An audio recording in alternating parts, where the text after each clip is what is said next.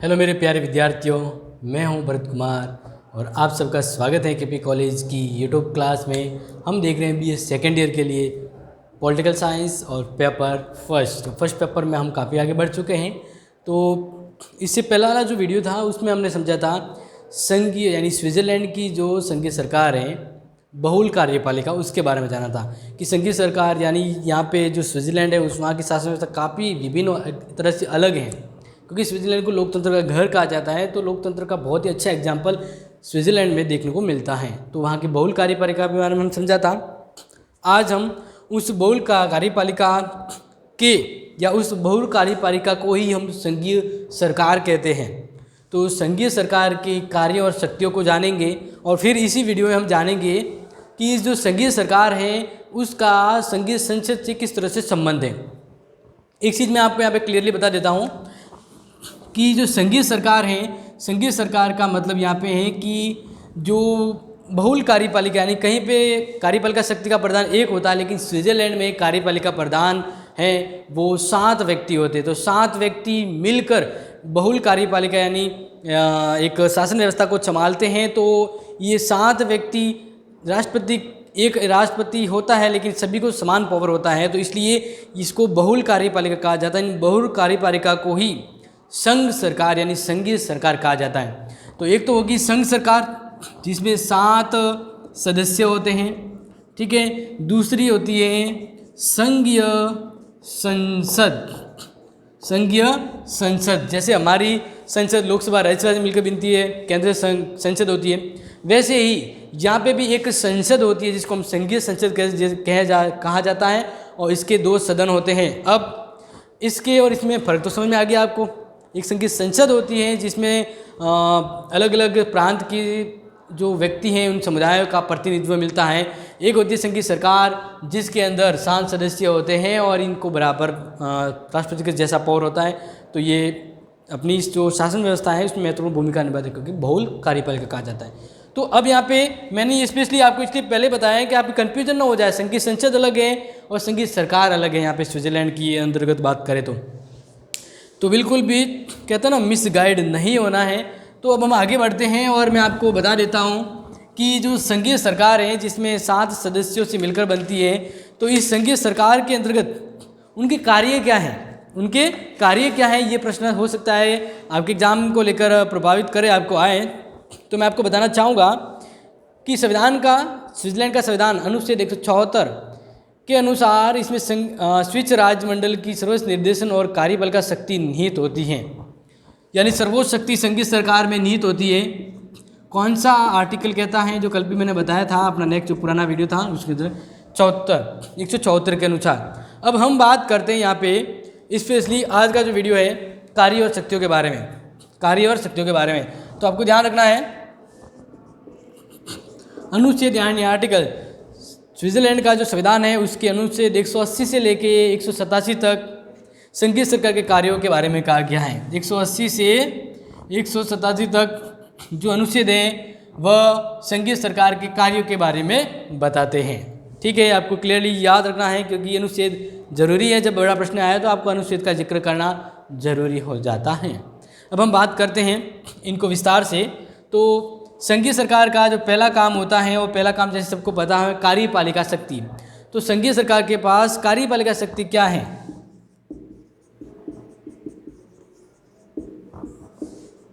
कार्यपालिका शक्तियाँ।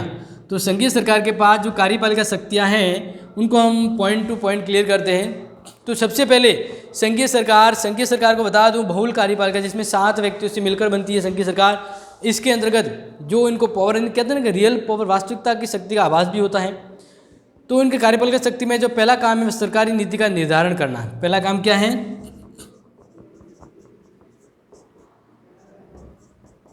सरकारी नीति का निर्धारण करना। सरकार की नीति यानी जो संघीय संसद है वह जो काम करते हैं उससे पहले इनका काम होता है सरकारी नीति यानी सरकार को कैसे चलाना है उनके लिए इनके दिशा निर्देश, उनकी नीतियां हैं वो निर्धारित होती है। और जनता का सरकार से संबंध,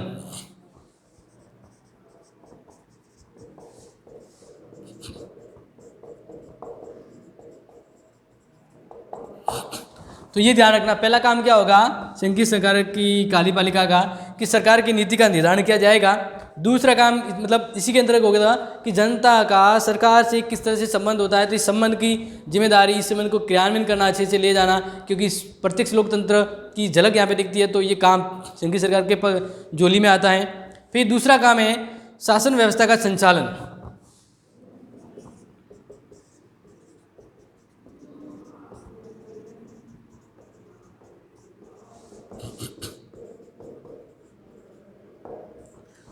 समझ में आ जाएगा। दूसरा काम देश की जो शासन व्यवस्था है, देश को चलाना है तो उसके लिए क्या क्या व्यवस्था करनी पड़ेगी, तो इस व्यवस्थाओं को लाकर उनको संचालित करने का काम। समझ में आ रहा है, देश की शासन व्यवस्था को संचालित करने का काम विभिन्न विभाग, विभिन्न प्रशासन, उनके जुड़े हुए कर्मचारी, उन सब की शासन व्यवस्था को संचालित करने का काम भी इनके जिम्मे आता है, यानी शासन व्यवस्था का संचालन करना। फिर है वैदेशिक संबंधों का संचालन, तीसरा पॉइंट।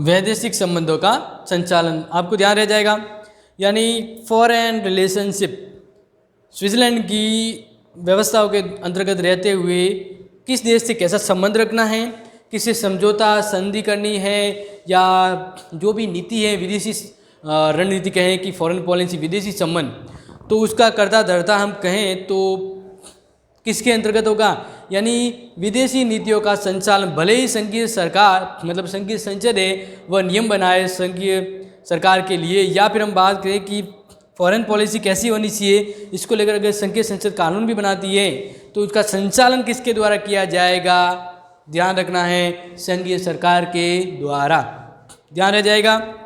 क्योंकि स्विस संविधान के उपबंधों और संघीय संसद के द्वारा निर्मित विधियों, अध्यादेश और संघीय सर्वोच्च न्यायालय के निर्णयों को कार्य रूप देने का सर्वोच्च दायित्व, यानी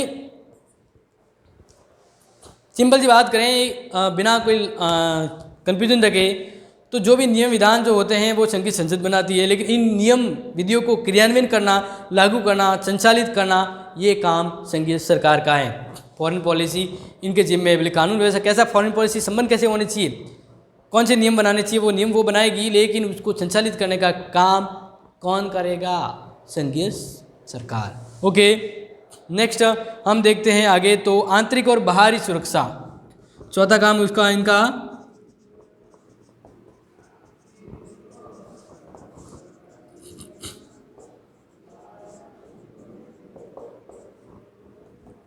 क्लियर है।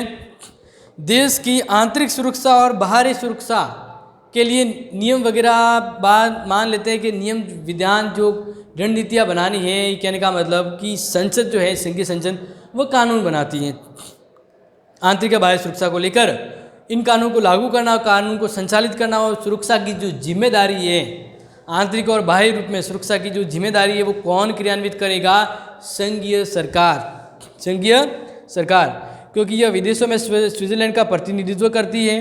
संघीय सरकार वो विदेशों में जाकर अपने देश का प्रतिनिधित्व करती है। यह विदेशों में संधियाँ करेगी, उन्हें स्वीकृत करने के लिए आर्थिक सुरक्षा की व्यवस्था भी करती है, और संघीय सरकार सीमित समय के लिए अध्यादेश भी जारी कर सकती है। ये बात भी है कि देश की सुरक्षा को लेकर अगर संघीय संसद वर्तमान अस्तित्व में मौजूद नहीं है तो संघीय संसद अस्तित्व में न होने पर संघीय सरकार के द्वारा अध्यादेश जारी किया जाता है। मतलब आपको बताऊंगा ना, संसद, भारत की संसद अगर एक सदन भंग हो चुका है और कानून की जरूरत पड़ी है तो राष्ट्रपति अध्यादेश जारी करता है ना, आर्टिकल 1, 2, 3 के तहत, तो वैसे ही यहाँ पे अध्यादेश भी जारी किया जा सकता है संघीय सरकार के द्वारा। क्लियरली आ रहा है समझ में आपको। और पांचवा पॉइंट,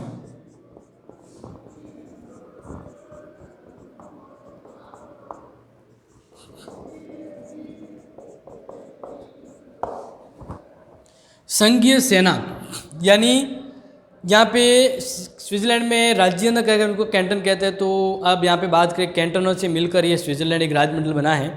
लेकिन एक चीज़ ध्यान रखना है कि स्विट्जरलैंड की खुद की एक सरकार होती है, केंद्रीय सरकार राज्यों के पास होती है, लेकिन संघीय सरकार के पास यानी संघ की एक सरकार होती है, तो उस संघीय सरकार पर किसका नियंत्रण, मतलब संघीय सेना पर, केंद्र की सेना यानी स्विट्जरलैंड की खुद की एक स्वतंत्र सेना होती है, उस संघीय सेना पर नियंत्रण किसका हो गया, संघ सरकार, यानी उन 7 बहुल कार्यपालिकाओं के द्वारा नियंत्रण किया जाएगा। और यथासंभव जो ज़रूरत पड़े उसी अकॉर्डिंग उनके लिए नियम व्यवस्था भी बनाई जाएगी, क्योंकि संघीय सरकार स्वयं ही अपनी इच्छा से सेना का प्रयोग कर सकती है, लेकिन यदि 3 सप्ताह से अधिक की अवधि के लिए या 4,000 से अधिक सैनिकों का प्रयोग करना है तब संघीय संसद की अनुमति लेनी होती है। यानी कोई बड़ा काम करना है या ज़्यादा सैनिकों को लेकर कई काम करना है, सेना का यूज करना है, तब संघीय सरकार व संघीय संसद की अनुमति लेती है। अब आती है दूसरी शक्ति या दूसरा काम, विधायी शक्ति।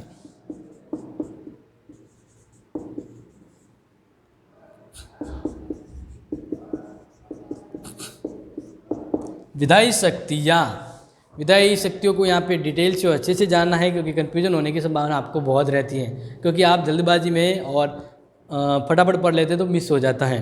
तो ध्यान रखिए, संघीय सरकार को विधायी क्षेत्र में भी महत्वपूर्ण शक्ति प्राप्त है। विधायी का मतलब यहाँ पे व्यवस्था को लेकर, तो देखिए व्यवस्था को लेकर कानून व्यवस्था, जो कानून बनाने का जो अधिकार है वह यहाँ पे देखें संघीय संसद को होता है, लेकिन उसकी व्यवस्था सबसे मजबूत हम बात करें, कानून बना तो दिए गए लेकिन उनके क्रियान्वित, उनकी व्यवस्था करने का काम व्यवस्थापन संबंधी, ठीक है ना, वो यानी विधि कानून। तो कानून क्रियान्वयन से संबंधित शक्ति है वो पॉपुलर शक्ति, ज़्यादा महत्वपूर्ण शक्ति संघीय सरकार के पास है। तो ध्यान रखेंगे, व्यवहार के अंतर्गत लगभग 95% विधेयक संघीय सरकार के द्वारा प्रस्तावित किए जाते हैं।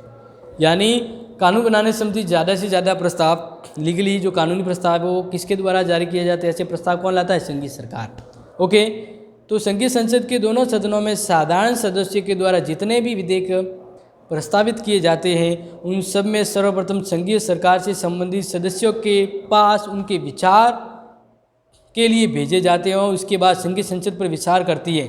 संघीय सरकार के सदस्य किसी विषय पर यह प्रस्ताव भी कर सकते हैं, उस पर लोग निर्णय कराए जा सकते हैं, लेकिन अंततः अगर देखें तो कानून बनाए जा सकते हैं। ओके, तो अब आप ध्यान रखेंगे कि विधायी क्षेत्र में संघीय सरकार को काफ़ी पावर है, क्योंकि इनके द्वारा लगभग 95% विधायी क्षेत्र में जो कानून व्यवस्था यानी जो प्रस्ताव है वह संघीय सरकार के द्वारा लाए जाते हैं, और उनके द्वारा जो लाए गए प्रस्ताव है संभावित पास होते हैं, और हो सके तो कभी उनके लिए लोक निर्णय पर भी सलाह मशवरा होता है।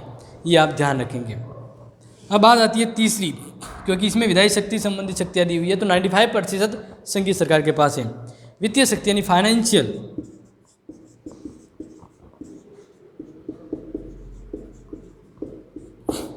फाइनेंशियल पावर क्या है इनके पास, तो आप ध्यान रखेंगे वित्तीय क्षेत्र में संघीय सरकार को महत्वपूर्ण शक्ति प्राप्त है। स्विस संघ के वित्तीय प्रशासन का संचालन इसी के द्वारा किया जाता है, और अपनी शक्ति के अंतर्गत यह संघीय बजट तैयार करती है।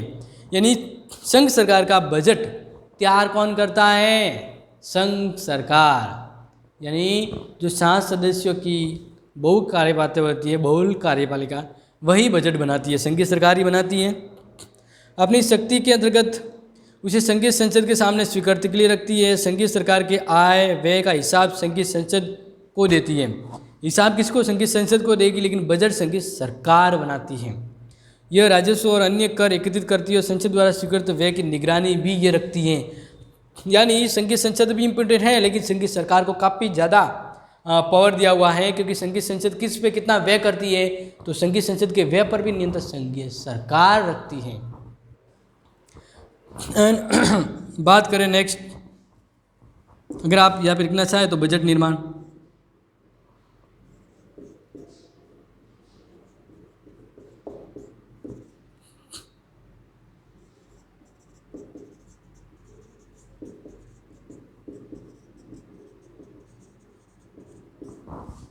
ओके, तो चौथी शक्ति क्या है संघीय सरकार के पास, नोट करेंगे राज्यमंडल और कैंटनों के बीच संबंधों का संचालन। जो राजमंडल है उनके एवं जो इनके कैंटन है, क्योंकि राज्य को कैंटन कहते हैं, कैंटनों के बीच संबंधों का संचालन कौन करता है? संघीय सरकार करती है, नोट करेंगे। और ये व्यवस्था, ये जो पावर है वह उन्हें आर्टिकल 186 के द्वारा दिया हुआ है। क्या पावर? तो संविधान के अनुच्छेद 186 के अनुसार संघीय सरकार राज्यमंडल और कैंटनों के बीच संबंधों का संचालन करेगी और कैंटनों के साथ सहयोग भी करेगी। इस तरह से संघीय सरकार को कैंटनों के प्रशासन पर भी कुछ महत्वपूर्ण अधिकार हैं, यानी जो कैंटन राज्य है उनके ऊपर भी संघीय सरकार को कुछ अधिकार प्राप्त हो जाते हैं। पांचवा पावर हम देखें, संकटकालीन शक्तियाँ।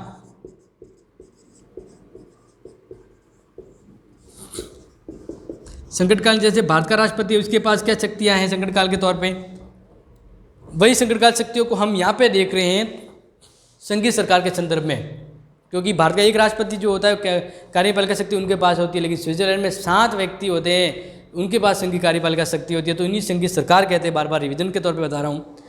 तो ध्यान रखेंगे कि जब 1848 में जब संविधान बना था स्विट्जरलैंड का, तो उस समय संघीय परिषद को कोई संकटकालीन शक्ति प्राप्त नहीं थी, लेकिन व्यवहार में जब कभी देश में आंतरिक और बाहरी परिस्थितियों का संकट उत्पन्न होता तो संघीय सभा ने परिषद को पूर्ण अधिकार दिया था तथा संघीय संसद ने बहुत कुछ सीमा तक अपने ही विधि के अनुसार कार्य किया था। ठीक है, लेकिन हम बात करें वर्तमान स्विट्जरलैंड के संविधान की और उसकी व्यवस्था की, तो आप ध्यान रखेंगे कि वर्तमान संविधान में कार्यपालिका संस्था यानी संघीय सरकार, तो संघीय सरकार को कोई संकटकालीन शक्ति प्रदान नहीं की है, लेकिन विगत इतिहास और व्यवहारिक दृष्टि से अगर देखें तो संकटकालीन परिस्थितियों में संघीय सरकार विशेष परिस्थितियों का प्रयोग कर सकती है, लेकिन संकटकाल की शक्तियाँ इनके पास इतनी नहीं है जितनी संघीय संसद के पास है। संकटकाल को जरूरत पड़े तो इनके पास पावर आ जाता है, जैसे संघीय सरकार संकटकाल में अतिरिक्त शक्ति का प्रयोग करे तो शक्तिशाली हो जाती है। इसलिए कुछ एक पावर इनके पास है, जैसे कि संघीय संसद को राष्ट्रीय घड़ी की कामना कहा गया और निश्चित रूप से वह इसका संतुलन बनाए रख सकती है। ओके, अब हम बात करें संघीय सरकार यानी 7 लोगों की जो सरकार है उसका और उसकी संसद से कैसा संबंध है, तो हम बात करें तो आपको बता देते हैं कि संघीय सरकार को स्विस शासन व्यवस्था की एक विश्लेषण संस्था कहा जाता है। एक अलग ही व्यवस्था है यहाँ की। उनकी यह विश्लेषण सर्वाधिक विवेक और विशेष है, क्योंकि कहीं पर भी ये व्यवस्था नहीं देखेगी। आप अगर गौर से देखें संघीय सरकार और संसद इसमें काफ़ी तालमेल बैठाया हुआ है, और जहाँ कन्फ्यूजन हो सीधा जनमत कोई और विचार जाता है यानी इशारा होता है। तो अमेरिका में शक्ति विभाजन के सिद्धांत को कठोर रूप में अपनाते हुए कार्यपालिका, राष्ट्रपति और मंत्रिमंडल को अमेरिकी संघ की व्यवस्थापिका और कांग्रेस से बिल्कुल पृथक रखा गया है। कार्यपालिका के सदस्य कानून निर्माण में भाग नहीं लेते, वाद विवाद भाग नहीं लेते, मतदान के अतिरिक्त अन्य सभी अधिकारों का प्रयोग करते हैं। इसी तरह अगर हम बात करें यहाँ की, तो कार्यपालिका कानून निर्माण के कार्य में भाग लेने की प्रवृत्ति ब्रिटेन की संविधान व्यवस्था के अनुरूप है, लेकिन उसके साथ ही ब्रिटिश व्यवस्था के इस रूप में भित्र हैं कि ब्रिटेन को कार्यपालिका के सदस्य व्यवस्थापिका के भी सदस्य होते हैं। समझ में आया? मुझे लग रहा है नहीं आया होगा। तो आपको बता देता हूँ कि जो संघीय सरकार के जो सदस्य होते हैं 7 सदस्य, वो संघीय संसद के सदस्य नहीं होते। ठीक है, अब दूसरी बात यहाँ पे है कि जो यहाँ पे कहा गया है कि ब्रिटेन में वहाँ की कार्यपालिका को भी कानून निर्माण के अंदर पूरा सहयोग प्राप्त है, वैसा सहयोग यहाँ पे भी है। फर्क सिर्फ ये है कि वो सदस्य नहीं होते। तो संघीय संसद की बैठक में, यानी जो संघीय सरकार है वो संसद की सदस्य तो नहीं होती है, लेकिन फिर भी संघीय सरकार है उनकी बैठकों में भाग लेती है। तो काफ़ी चीज़ें हैं जो कॉमन हैं और एक यूनिक भी हैं, तो ये चीज़ें आपको ध्यान रखना है। तो अब ये बताइए कि इस टॉपिक से आपको कोई डाउट है या नहीं, कुछ समझ में नहीं आया है तो आप कमेंट बॉक्स में मेंशन करें। और डायरेक्टली अगर मेरे यूट्यूब चैनल से भी जुड़ना चाहते हैं तो आप ज़रूर जुड़े, वहाँ पे भी आप अपने कमेंट कर सकते हैं तुरंत रिप्लाई के तौर पे me and my YouTube class पे।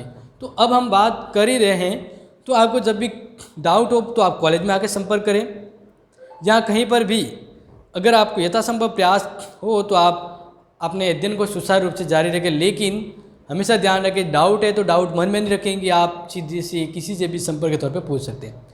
तो मिलेंगे ऐसे ही नए वीडियो के साथ, ज्ञानवर्धक बातों के साथ। तब तक के लिए thank you and have a nice day.